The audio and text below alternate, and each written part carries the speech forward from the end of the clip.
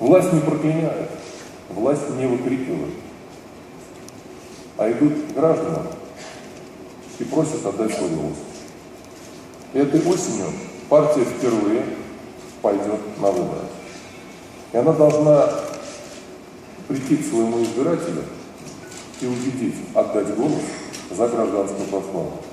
Потому что голос, отданный за гражданскую платформу, это голос за перемены в условиях порядка.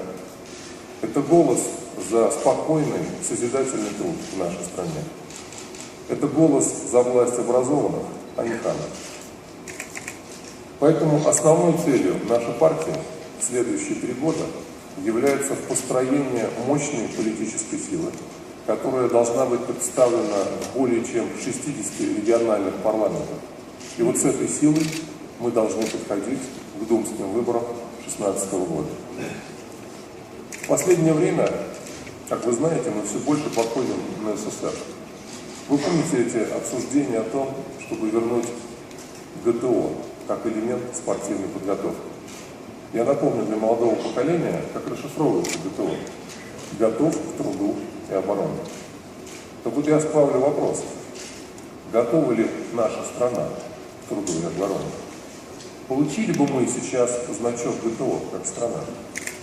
Я отвечаю, нет. А почему это произошло?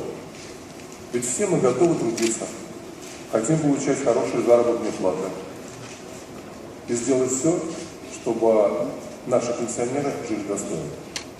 Дело в том, что в современном мире качество жизни определяется не количеством часов работы, а именно качеством труда.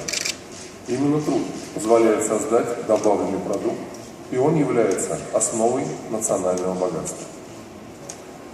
То, что больше всего губит неэффективное государство, это потеря идеи созидательного, производительного труда. Тот труд, как раз который и создает все, чем пользуется человек.